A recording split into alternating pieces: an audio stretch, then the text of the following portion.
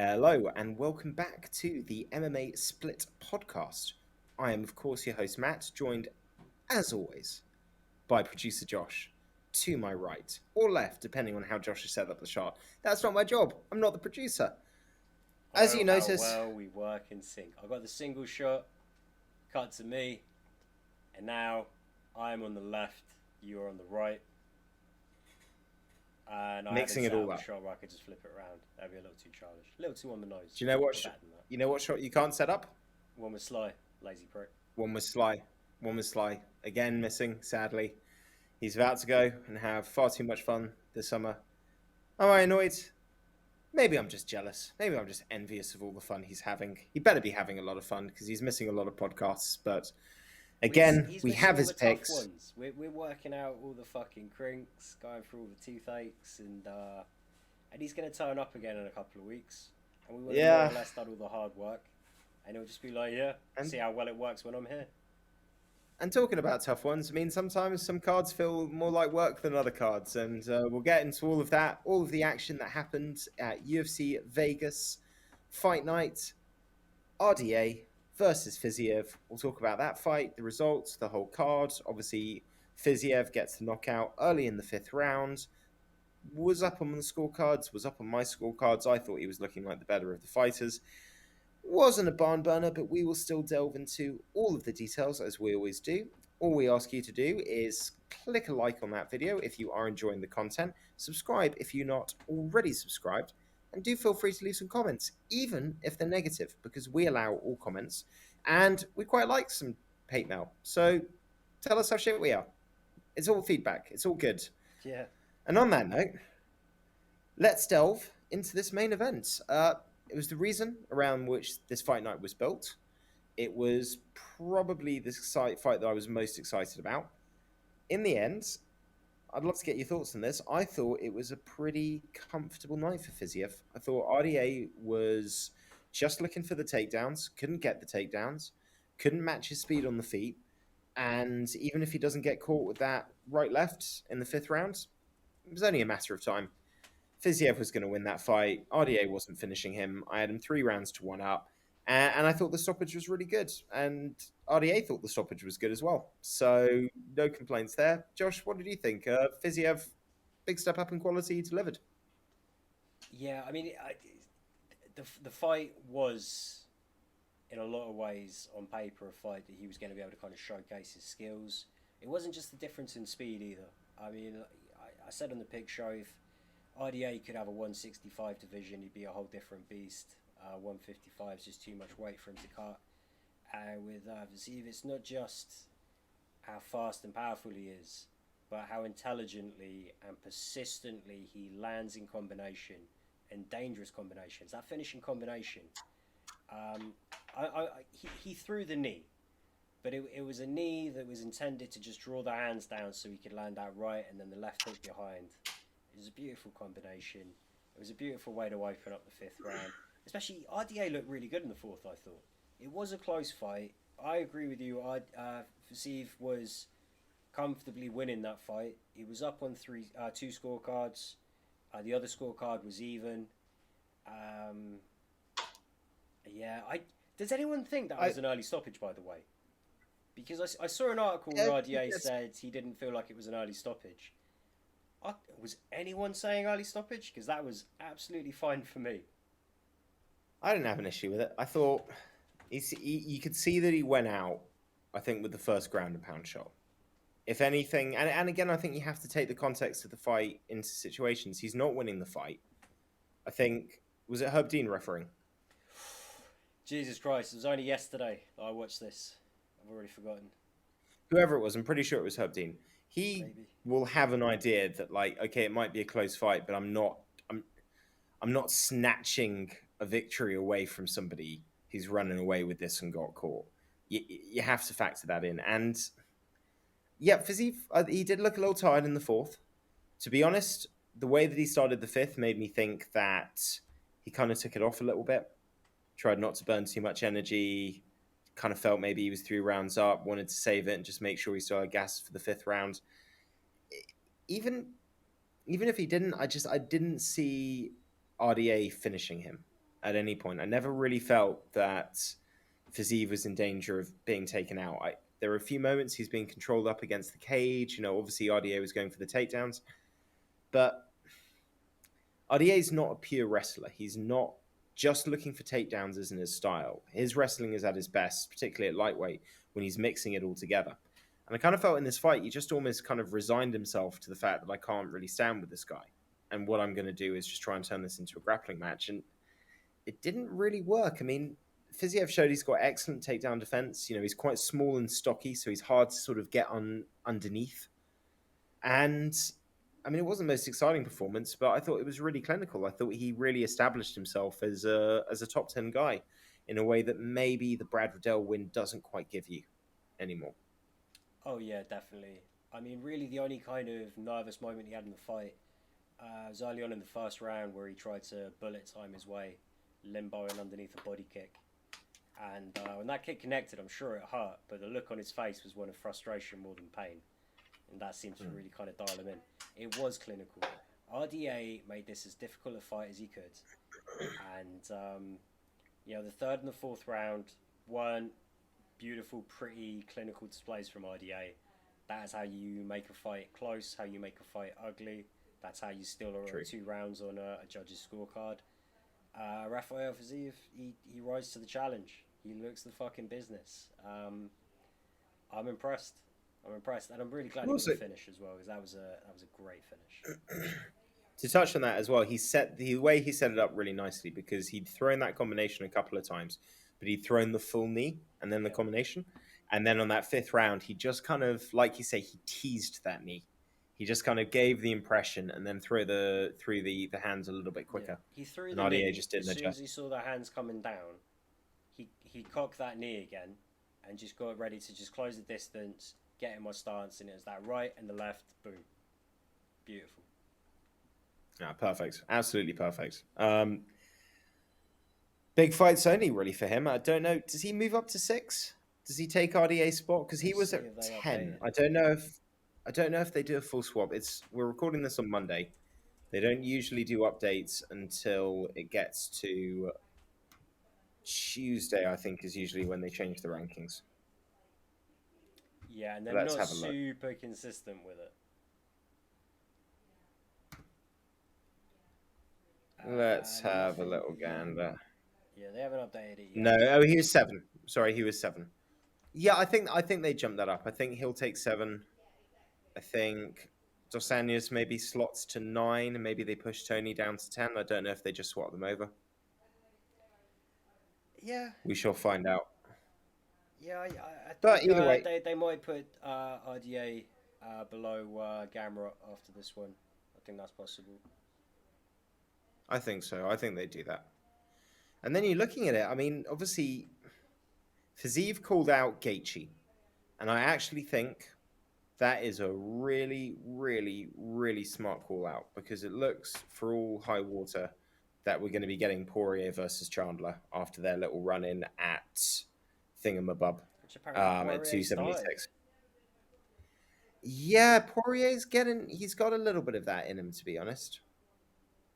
Oh, it's that he's got ATT Black Zillions old rivalry in it.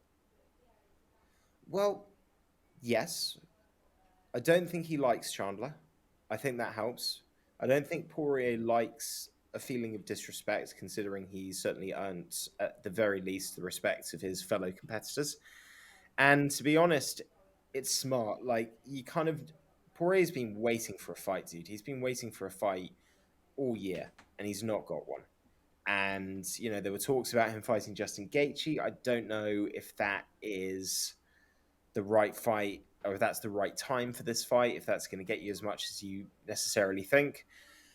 Chandler's coming off a big win. He's got a big mouth. That would sell. And if I'm Poirier as well, I've got to be looking at this and thinking, I'm not beating Makhachev. Maybe I don't beat Dariush. Maybe I do, maybe I don't. But Gamrot, Fiziev looks like a problem. Sarukian's going to be a problem. The moment is now. You know what I mean? And that means you have to run your mouth and, start a couple of, pushing matches at the UFC event to get big fights rolling. Kutateladze is outside the rankings. To give it 2 years, man, none of the top six are going to be the top six, apart from maybe Oliveira. It's that division's Yeah. right about due for some serious change. We're already seeing it with Tony.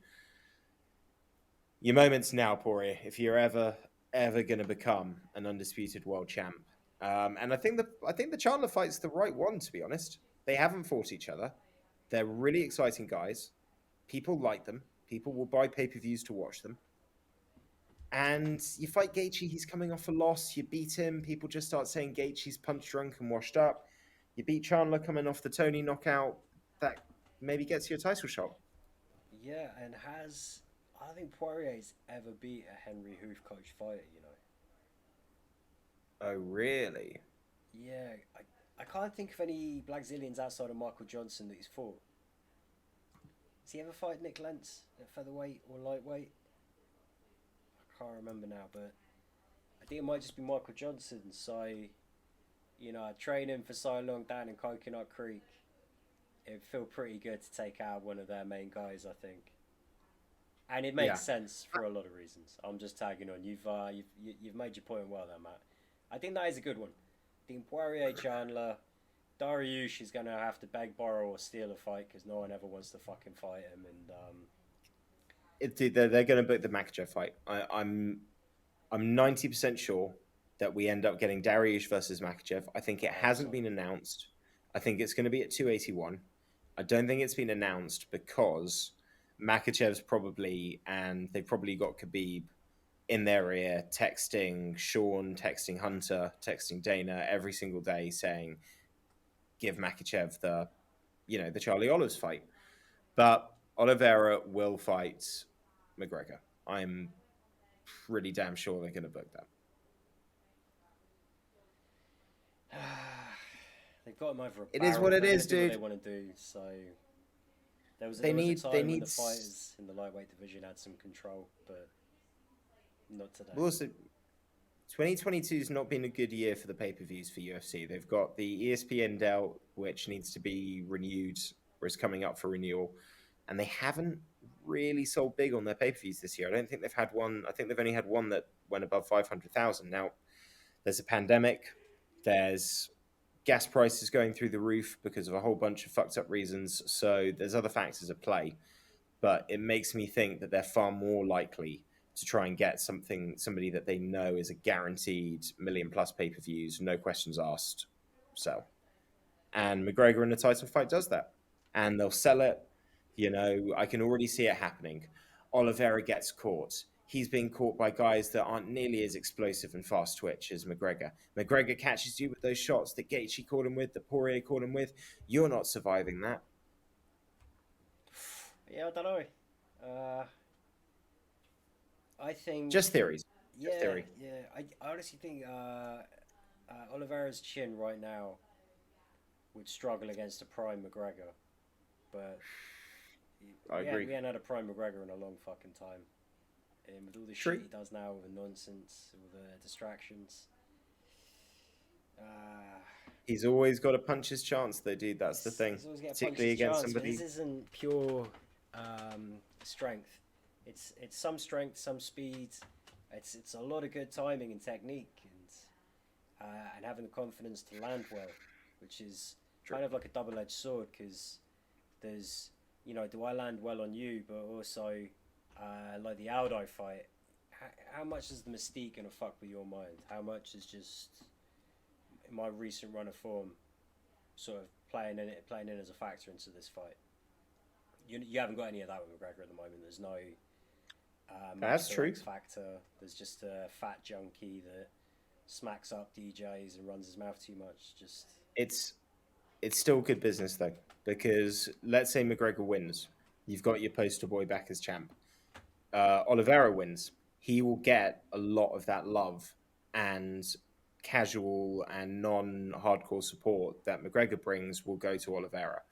Because it's a title fight and it's against the champ, you can still put McGregor in big fights even if he loses that one. So even though it'd be completely undeserved, I think they'll pull it off because Oliveira wants it. He knows it's a money fight. And I think him versus Makachev sells better if you've got him being the undisputed champ, having just beaten McGregor, and if you have Makachev coming off a win against I know he's not top 5 technically, but a top 5 level opponent in Dariush. So that's my theory. To get back to what we were talking about on the podcast, The this the basically only reason frees. Dariush isn't number 5 is because he is number 6. Because we don't have a fucking champ. Because they finally decided to stop fucking with the scales when the champ's trying to make weight. I don't know. It's weird. Well, we had the confession from DC. Yeah. Did you watch that? I've read the annotation. The transcript. I've never actually watched it, but I mean, all right. Fighters are always missing weight, and for whatever reason, only when you give them an extra pounds allowance. And fighters have missed weight in title fights, but only ever title challenges. And they've always been, Nick Diaz saying that they were like fudging the scales for GSP forever and a day. And you used to think that's definitely that's true. the paranoid ramblings of a bitter pothead. And now we're like, well, no, you fucking think about it. Yeah, it's some shameful the number of fighters or people, former fighters or former commissioners that came forward after that Charles Oliveira miss and just said, that's ridiculous. Everyone knows in a decent commission, you just let it go if it's the champ. As soon as that was uttered, you understood that as a foregone conclusion. The only reason DC got flagged is because he was 1.2 pounds over, left, came back, took his underwear off, and magically was a pound and a fifth lighter than he was. And him talking about it, where they're just like, I don't know, man. He's saying, his coaches, I don't know if we could do this. And the coach says, hey, man, do you remember the old wrestling trick? Yeah. He's like, what? The shoulder or the towel? And he's like, we're going to do the towel. He's like, okay. But DC after is like, do you have any idea how hard that was? Like, to successfully get a pound, the exact amount I needed off? Because anything more and it's suspicious. Anyway, the point is, Dariush is top 5. He should fight Makachev. I want to see that fight. I would like to see Makachev earn the title shot a bit more than Khabib did, because I think he will end up eventually becoming champ. Yeah, and that's good. We got pretty much most of the. Yeah, Fiziev's boxed out a little bit. I don't think Gaethje's going to want to take that fight. Hopefully, they find a way to force Gaethje into taking that fight. I want to see that fight. Well, they should do that because it then frees up Dan Hooker to return to lightweight and fight Tony Ferguson. I don't know how much I need to see that fight. I don't need to see it, but I would enjoy it. I feel like whoever loses, and I don't know at this stage, but whoever loses, everyone's just going to be screaming elder abuse. You got to look after your aging stars a little better, I think. Dan Hooker is just outside of that elite at this point in his career. Tony Ferguson should maybe be in a retirement home or some kind of institution. I'm not sure. I don't know how bad I want to see that fight. I understand your sentiments. I would still enjoy it, and I think they end up booking it if the rest all goes to plan. And one of the problems they've got with lightweight, where they're ranked, Tony and Dan, it's either old dogs or it's pretty scary, hungry, up-and-coming guys. There's no one around them. There's no easy fights. Even if they get somebody unranked, it's not an easy fight. Yeah, but these up-and-comers are on less than half the money that Tony and Dan are on, so they'll get their push. They'll get their push soon enough. It's going to be interesting to see how they start managing the influx of talent. Because I think when they renegotiate the ESPN deal, ESPN are going to go, no more fucking loopholes. You put on a live event, we want a live audience. I don't think they're going to be doing 30 fucking Apex shows a year, I think they're going to have to get back out there, packing bums in seats.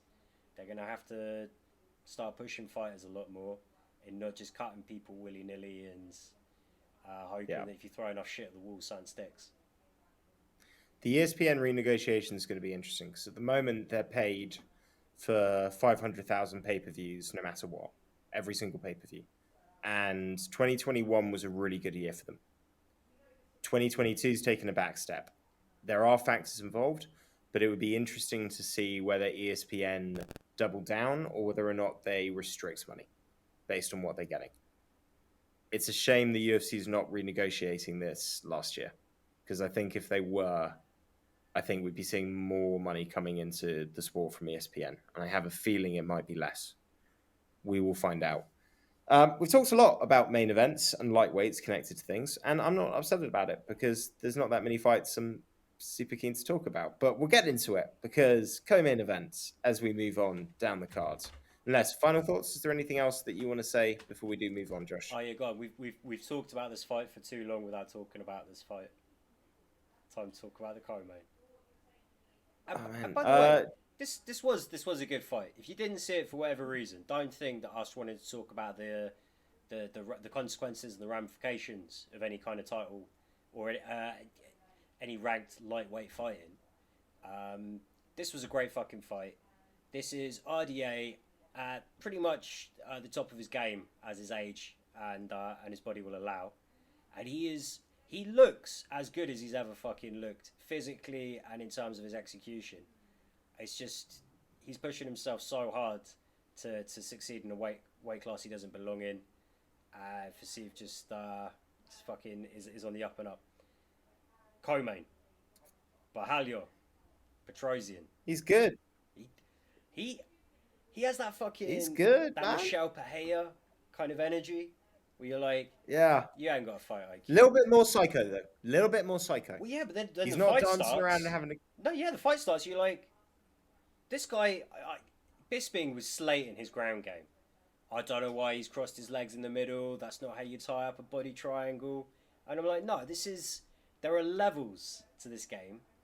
And yes, he is making a lot of mistakes.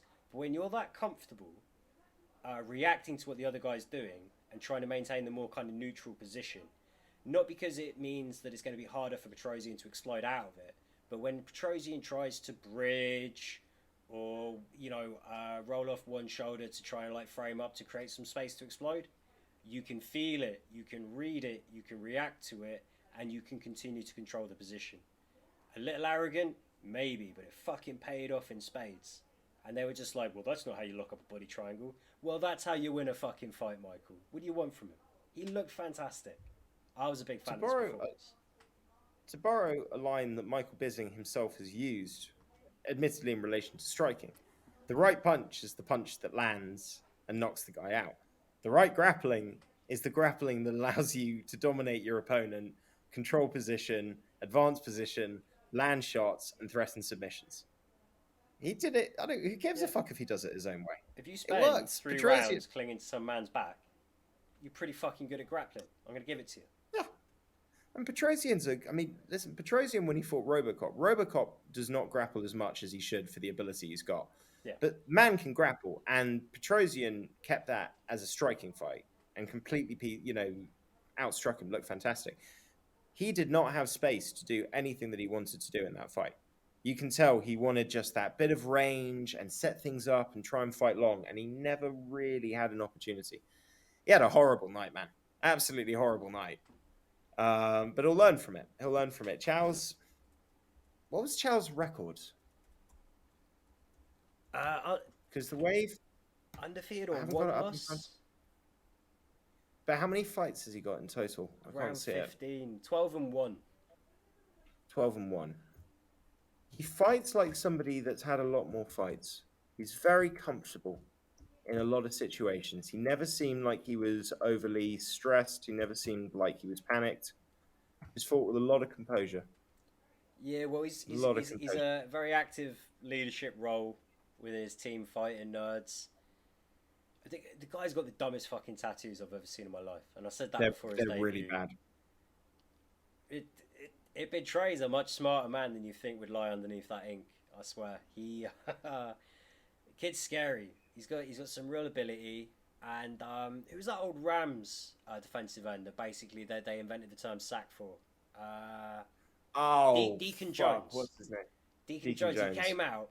This is what Deacon Jones used to do to linemen all the time. He just ran out and he just slapped their ear because it's very, very frustrating, very discombobulating, and it's very easy to get a good shot in the ear with a palm like that That's the first thing Bahalio did. Just 1-2, and that right arm swims over. It's not an overhand right, no sir. I'm just gonna slap you in the side of the ear. Oof, I love that. Always using his shots to close grounds, hide the level change. This was a fucking high level fight. I was taking the piss out of these boys. These boys have got less UFC fights between them than the amount of times Chase Sherman's been cut from the UFC. But I understood why it was co-main, and this was a good fight. This is a very good fight. Listen, it's a good platform to put them in the co-main. It's a tough one for Petrosian, but he's still really good, man. He's got some things to work on. Chow, that guy might be ready. I mean, what's this? This is middleweight. It's a bit of a stagnant division. Need some guys coming through. I could see him making, maybe not next fight, but I think 1 or 2 fights he's fighting ranked guys. Yeah, well, I mean, I'm just looking at the top 15 now. Actually, this could be a good way to segue into it, because I don't know if you want to do a separate section for this, but obviously you've still got Darren Till, even though he pulls out of more fights than he's actually fought at middleweight. We can talk about that. In the top 15, Brad Tavares is still barely in the top 15. Yeah, this division could use some fresh bloods. I mean, shit, Izzy's going to be fighting Alex Bahia, just off the fact that he lost to him twice in a different sport. He's cleaned out his division. It's good to have someone moving up. He's not ready for the top 5, but yeah, I think he called out Dracus Duplessis, and I think if the South African's keen for it, I think that's the right level. That's exactly who he should be going for. I don't want to see them book that fight because I think those are 2 guys that will be ranked and exciting, and I'd like to see them fight later in their career. As you say, you've not just got a lot of guys that are kind of hanging on in that top 15 or maybe don't deserve to be there. You've got a lot of strikers. Guy like Chow, along with obviously Muniz, he's making his moves up the rankings now. These guys can go through some of these people because middleweight's not, you haven't had to necessarily contend with a lot of wrestlers. I mean, for a while it was Brunson, basically. Yeah. Hermansson's a grappler, but I wouldn't really describe him as a wrestler. So there's problems. He gets the right matchups. He gets a Brad Tavares. He gets a Uriah Hall type fight. I think he looks good in that fight. I think he makes a move. Well, do you think it's a shame that Darren Till couldn't have waited a week to pull out of his fight with Hermansson? No, because let's talk on this. Darren Till is yet again pulled out of a fight. He is not fighting Jack Hermansson, who is somebody he's already been scheduled to fight and pulled out of previously. This is not good. It's not good for his career. I know that he said that he's no longer, after what happened in the Brunson fight, going to fight with injuries. And I do think that's a sensible move in the sense that if you're not going to perform 100%, don't put yourself in there. You haven't got the record right now to allow yourself to do that. You're not showing the kind of form to suggest that you can get away with that.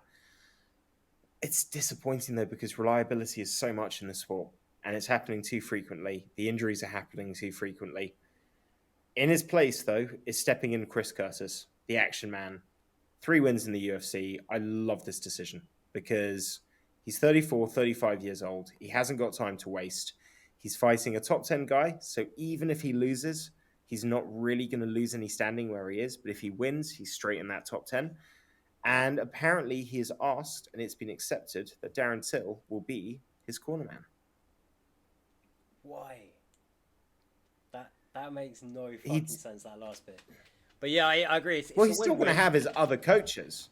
But Darren Till knows he's done no, he 3 won't. There's a limit to how prepare. many coaches come out with you. He's sacrificing a coach for Till.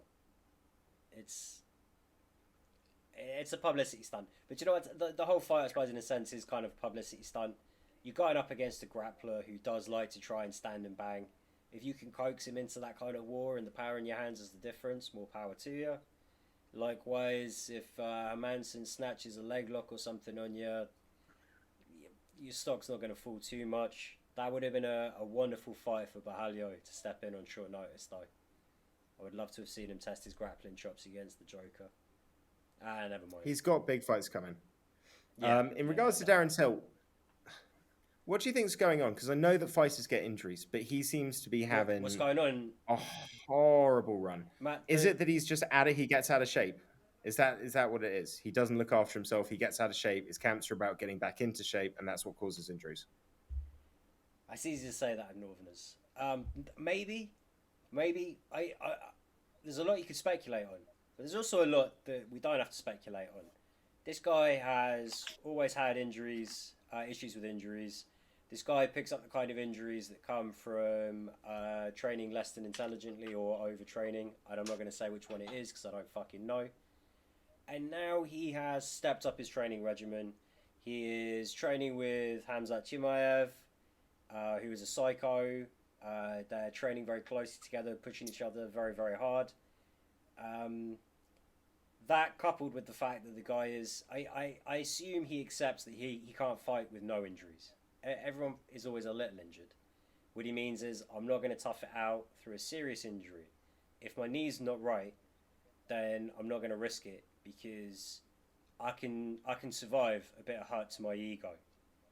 But if I take a bad fucking KO loss because my knee wasn't right and I couldn't get out of the way of it, then it fucks up my career and my retirement and my health right now and my chin right now and my ability to train right now. So it's yeah, in a perfect world you don't pull out, and in a perfect world you get rewarded for toughing it out and going in there and fighting hurt. And in a perfect world you have things like Alexander Volkanovski breaking his hand in the first round and still going out there and Still putting on an looking absolute amazing. clinic. So, but you know, we don't live in a fucking perfect world. We live in a far from perfect world. Darren Till will not get more successful at being an active fighter by training harder.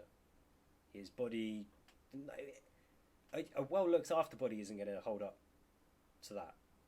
You know, like being a Yeah. fucking 15-year-old and going, I'm going to just train as much as I could possibly fucking train and I'm just going to take that approach. It's like, well, if you weren't already doing it, then you're going to have to slowly scale it up. You're going to have to take baby steps forward. If you try to do it in your late 20s, it's great. Change camp, get a new look, increase it. But if you're training harder than you've ever trained, and sparring harder than you've ever sparred, against better training partners you've ever been up against, the injuries aren't going to magically get better or less. It just won't work. It's like, you know what? My knees don't hold up well to a half marathon, so I'm just going to train full marathons instead because that's what will fix it. It's like, no, it's going to make it worse. You got a problem, you made it worse. It's this is what MMA is. Well, You're constantly balancing. You can't have it all. There's no right way to do it. There's no perfect way to do it. We were talking about this last week with Strickland. With sparring, like, do you spar hard? Do you spar technical? True. Is the perfect plan going to be the perfect plan for everybody? No, it's going to be unique for everybody. This is an impossible guessing game. Yeah. We're playing here. Honestly, the weird thing is, as soon as I found out that Chris Curtis had taken the fight, I immediately was sorry, I got my foot caught on something. My disappointment in terms of the entertainment I was going to get for the London card was completely revived. So I'm still really excited, and I am really excited for Chris Curtis versus Jack Hermansson. I think that's a really exciting fight. They've got the right guy with the right hype. For Darren Till, it is disappointing. I do kind of feel like seeing him in the Brunson fight, where he had bigger man tits than me, and just didn't look like he was in shape and had a terrible performance. You're like, you can't afford to have another one of those. You got to look like an absolute world beater the next time you step in.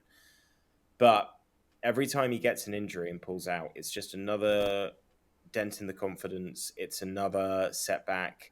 It's another situation where maybe he can't train. Maybe he gets out of shape again and then he's got to get back into shape and he's got to sort of make up ground again instead of sort of breaking new ground. It's a tough one. I don't know what happened. And again, we're just talking about this. Some really good grapplers starting to come through at middleweight, and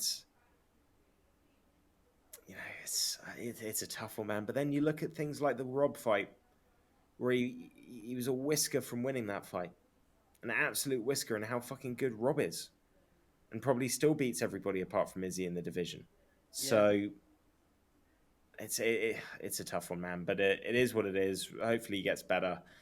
What I will say though is the next time from now on, when a Darren Till fight gets announced, I'm not talking about it. I'm not getting excited about it. I am not believing it happens until I see those two motherfuckers standing in an octagon with a referee telling them to fight.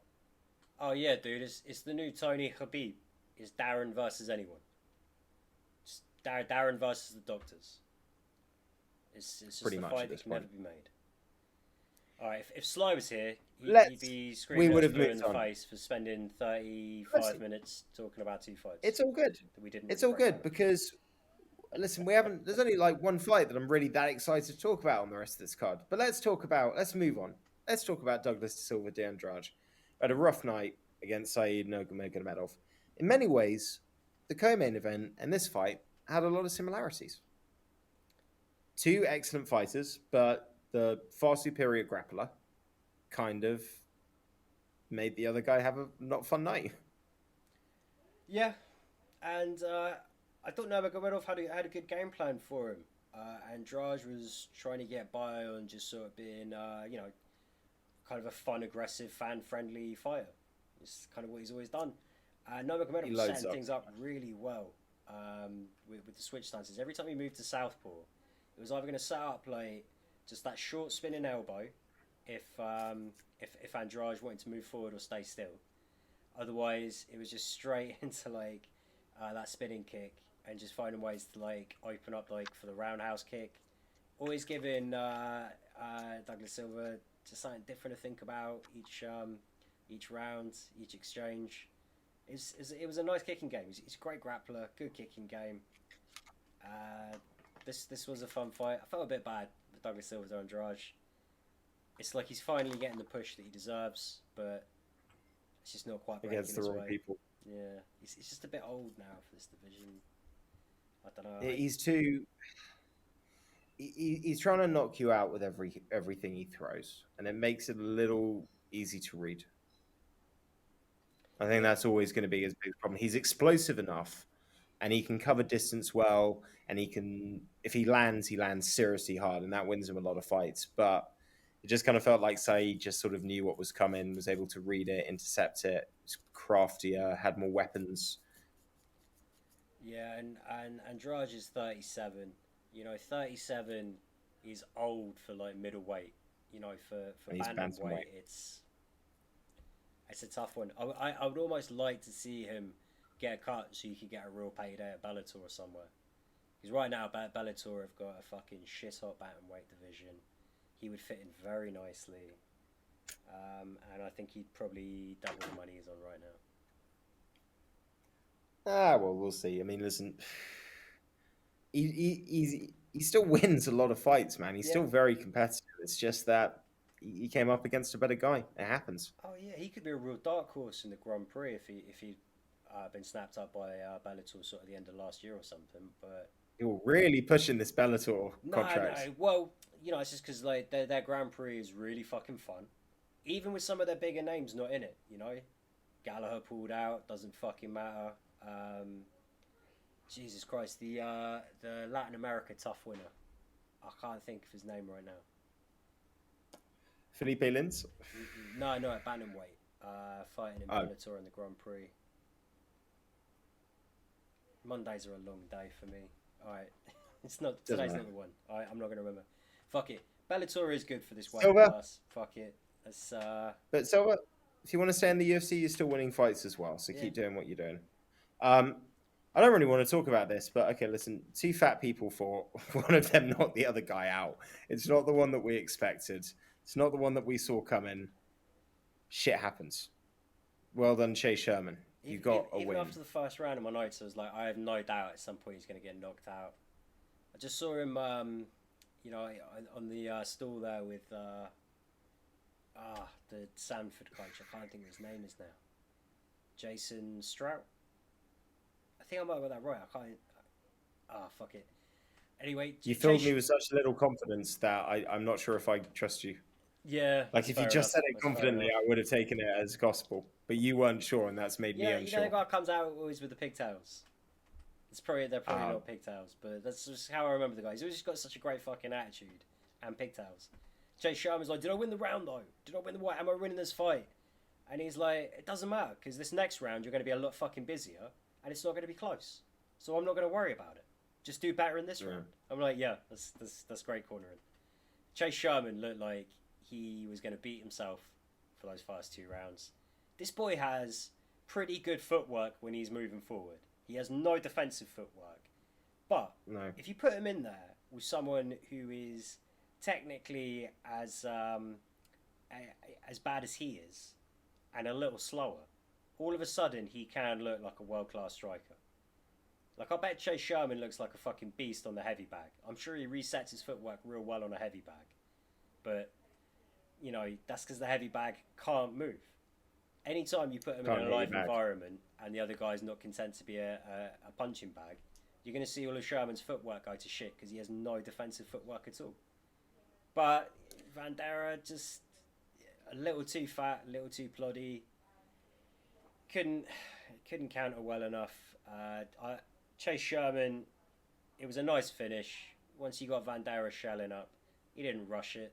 He just made it easy for the ref to step in and finish that fight. Good for you, Chase. Didn't really matter on the picks anyway. I don't think anyone picked Chase, did they? Or maybe Sly got one back on this. Sly. It didn't matter. You won the picks this week. Yeah. Fuck it. You won. It was that silver fight that won it for you. So annoying. If I'd just gone with Saeed, I would have beaten you on the methods. But that's what you get, man. How'd you do on the methods? I did pretty good on the methods.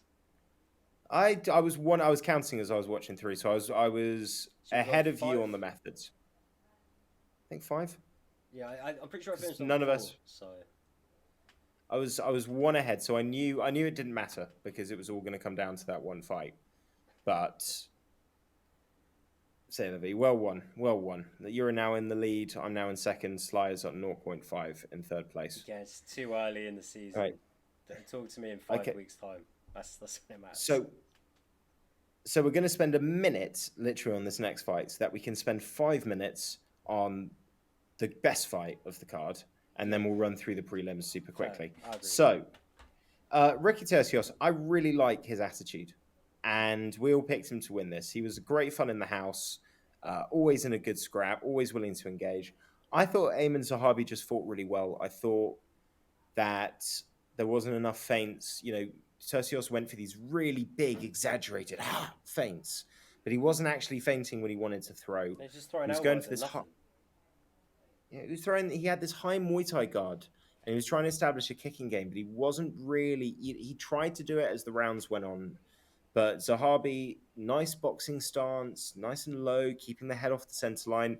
I just thought fought a more experienced fight. I just thought he looked like a guy that's more used to fighting at the UFC level than Tercios is, and for Tercios, things that probably worked on the regional scene didn't work, and that's one of the things about the UFC level is the gimmicks kind of don't really work in the same way. Well, yeah, an awkward wild style can work, but you want to either be a next level athlete, or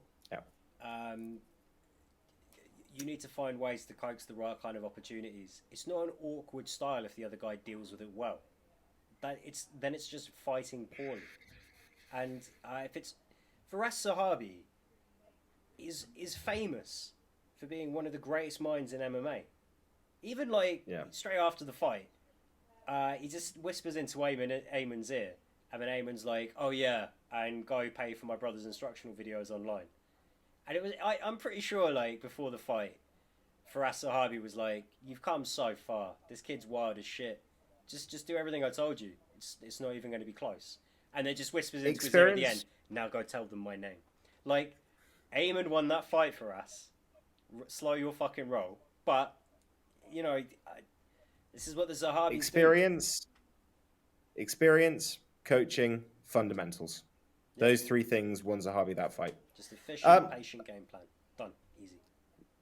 I hope Tercios learns from this because I like him, and I don't think he'll ever be a title contender, but I think with the right training and the right improvements, he could be a lot of fun. There's no way he hasn't signed up for Zahabi's online instructional videos. For sure, they got at least one new customer as Ricky Tercios. Hopefully so. Let's talk Michael Johnson versus Jamie Malarkey. Holy fucking shit, did this make the whole card worthwhile. This card needed a fight like this, and these boys delivered. I thought Michael Johnson had won the fight 3 minutes in. I thought Malarkey had won the fight 4.5 minutes in. I didn't know who'd won the fight by the end. I can understand giving it to Malarkey. I kind of thought Johnson had sneaked it, to be honest, but looking at the fight metrics, looking at the stats, kind of watching it back, Do you know what it was for me? Malarkey. It's Well, after Malarkey knocks Johnson down at the end of the first. If Johnson wasn't able to get up and show that he had a clear head and he was still fighting back, because obviously it's so hard to objectively score damage, particularly damage contributing to a finish. I and that think, first round was impossible. yeah, it's back and forth. It's very close. You're both doing a lot of damage. Clearly, Michael Johnson has the first few minutes. Malarkey has the end. But I think if Malarkey was able to kind of finish, still landing ground and pound, or with Johnson shelling up, or Johnson just basically eating shit in one way or another, Malarkey takes that round.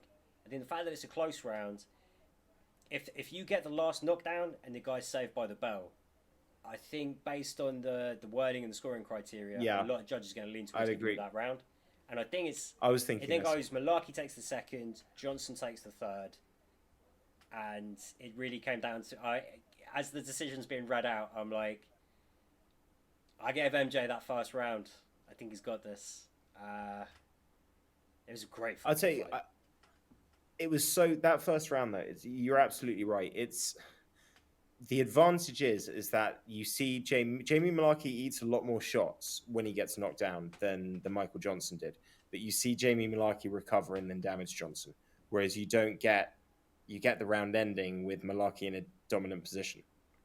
So I think I can understand that swinging it. It's very harsh. It's fucking close. Johnson definitely won third round. Malarkey won the second round. I don't know how Johnson survived that second round, man. Some of the head kicks that guy ate. For somebody that's meant to be chinny these days. Well, yeah, how's he survived his whole fucking career? Because it's been like this his whole career. Yeah, and to be honest, I thought that's if you say Malarkey won the fight, he won it by having more weapons.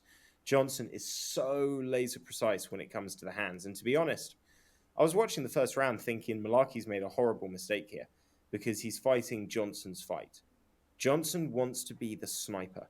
If you try and kickbox with him and stay at range and then come in, he will hit you with lightning bolts that you do not see coming in combination. And that first knockdown, I'm like, this is going exactly as I thought. But as soon as he started integrating those kicks into the mix and being a kickboxer and then a mixed martial artist, that's when he started creating problems. I still think if you want to beat Michael Johnson, pressure is the key. And I think Malarkey could have had an easier time if he'd looked at the way that guys have beaten Johnson. And that is by drowning him, either drowning him with volume or drowning him with wrestling or drowning him with pressure. But for me, he's a guy that you want to overload. And Malarkey didn't do that, but he got the win. Yeah, in a very entertaining he got fight. caught short in that third round. I think after the first two rounds, he must have been surprised that MJ was still coming back at him. And that's a factor. The thing is, he did seem to be game planning, I thought, quite well. Johnson uses his speed, like he really snaps into shots and combinations, and it does mean that quite often when he gets caught, he's in a very upright position, very stiff, very upright, heavily torqued. And Malarkey was looking for these shots. His head movement so much better than Johnson's. Although a lot of it was very much like throw 2 or 3 shots and then that full dip and swing left to right. It's like you can't be that predictable with it because every now and again you are going to get caught. Michael never really dial into that. He was still being effective, but I thought he was just trying to catch Johnson at the end of his combinations with his own kind of heavy shots, and the counters never quite lined up just right for him. Watching the footage back, I think it's going to be a very frustrating night for Malarkey and his coaches because they'll kind of look at it and go, this game plan should have worked. We've got a little unlucky here, but like you say, Matt, I think there are better ways to have won that fight, and I think it'll be a good teachable moment for him. Agreed. That's the main card. We are going to run through these prelims, 45 seconds on each fight. So I will ask you to be concise. It's not actually 45 seconds. I haven't got a timer, but it would take too long to type. We're going to go quicker than that. Cody Brundage gets a clean knockout of Tressian Gore, who is now 0 for 2 in his UFC run after coming off the Ultimate Fighter. And really, I thought Cheschenko was looking really good, but you get caught with a counter like that, moving Yeah. forward, being too aggressive. And Cody Brundage is a dangerous man. He has got power. I loved that at the end. Oh, thought we were wrestling. I thought we were wrestling. Yeah, every grappler when they get a knockout turns into such an obnoxious scumbag. Look, the thing is, like, at the end of the day, Trey Sean Gore can't throw naked kicks like that. If you're on one fucking leg and someone hits you, you're going down. It's very, very hard. If you have a younger sibling, I honestly just experiment. Stand on one leg and ask them to punch you in the face. You're going down. You are. I don't care what the age gap is. You are going down. That and then just the way that Brundage was able to immediately move into mount and just make Trey Sean eat some real fucking shit there with the ground and pound. This is a bad one. I think Gore might get cut off the back of this, to be honest. If he doesn't, he should, because I think that'd be the right thing for him. He's too green, man. He needs some regional fights. He needs more experience. He's a young guy as well. He's still in his 20s. There's no rush. I think Brian Battle might be at this level, looking at the way that Petrosian's performing and stuff like that. Gore's that guy where there's things that need to be cleaned up, and it's a lot nicer to clean up those mistakes against lesser competition. Antonina Chevchenko, close fight. Courtney Casey gave it a best shot. Antonina gets it. Just overall, a bit more polished on the feet, really. Kept the distance well, landed those kicks nicely. Yeah, not a bad fight, not a great fight. I didn't have any complaints to the decision, to be honest. Just fuck it, moving forward. Is what it is. Is that 45 David seconds? Onama, even faster. David Onama defeated Garrett Armfield, who we knew nothing about. But actually, I thought this was a really fun fight. And I thought until the submission sequence, particularly first round, I thought Armfield looked like he was really fucking good. I want to see him have more fights in the UFC. He took the fight on a Thursday. Probably only had about 6 minutes in him. And I think that had a slight effect over the way that he got caught in the submission and his ability to fight out of it. No disrespect to David Onama. He looked good as well. Great submission, great win. He's obviously very well coached by James Krause. But no, I thought Armfield was I thought first round, he looked really damn good. I gave him the first round. I thought he looked like a breath of fresh air. I liked his attitude. Loved after his coaches after round one, just being like, hey, man, it's your first round in the UFC. How does it feel? Yeah. And he's just like, yeah, it's pretty cool. So give me more Armfield, man. Yeah, for sure. I mean, as debuts go, taking a short notice one up a weight class sucks, but when it's against the guy that you fought back when you're amateurs, it's a little bit more familiar. Yeah, he did well. He did well. Didn't short disgrace notice, yourself. Moving up from 35 to 45. I know him as a dangerous guy. Submission loss, no real damage taken, and you get to come away from that with all the confidence in the world, thinking, man, full camp, I might have beaten that guy. Upper weight class. So, hey, that was great fun. Kennedy Nzechukwu, man, have you learned to grapple in the last few months, because you made Carl Roberson look like he is in the wrong weight class, which he is. Yeah. And I think he's going to be on the cut list as well, because he got a couple of, he was already looking in danger, and then he got a couple of extra when he moved up, because obviously a new weight class is like a shiny coat of paint, gives you kind of a bit of a fresh go at things. But that's 0 for 2 now at light heavyweight, and not really competitive in the fights that I've seen. No, and Nzechukwu is an underrated fighter. Khalil Roundtree came back at him like a beast. He picked a bad time to move up, but you can't make 185. You can't hang with the best of 185. This is 4 on the trot now that you've lost. Again, it might just be a better time and a better payday. Just moving on out. Agreed. And the opener of our cards, this was a very one-sided fight. Kat Klamanov really made Ronnie Lawrence have a rough old Saturday afternoon, unfortunately. There was one moment for like 30 seconds. Ronnie was fighting that takedown so well. And then the moment he eventually got taken down and didn't get back up, you're just like, the will's broken. Well, he showed how strong he was, in the opening few seconds. He almost had Kat Kramonov flying. And then just gets out-scrambled and out-hustled from there on out. And it's like, as strong and as good and as well-rounded as Ronnie Lawrence was, And as far flying under the radar as Ray Lawrence was, who the fuck is this kid? This is yeah, Kakramonov. I don't know if that's the pronunciation until I hear Anik say it, but that's what they were going with. Not that Bisping and Fitzy are culture vultures by any means. Still, Ooh. we need to learn this kid's name. We're going to be saying it a lot more often. He's very good. That was the card. It wasn't the most exciting, but you had some good performances. I thought there were some exciting performances on the prelims. Michael Johnson versus Jamie Malarkey delivered 10 out of 10. And hey, not every card hits, but we've got 3 awesome cards coming up that I have got a lot of hype and excitement and anticipation for. With that being said, we've got a pick show to record. So, lovely people, if you have been watching, we're going to love you and leave you. Another reminder to hit a like on the video, please. I see views and I see less likes than views. So, let's get that under control. We are working on the relaunch. Details will be coming throughout August for that and July. Watch this space. And as we sign off, as always, bye Dave, bye Laura, bye Trifa. Bye Laurie. Bye Dave.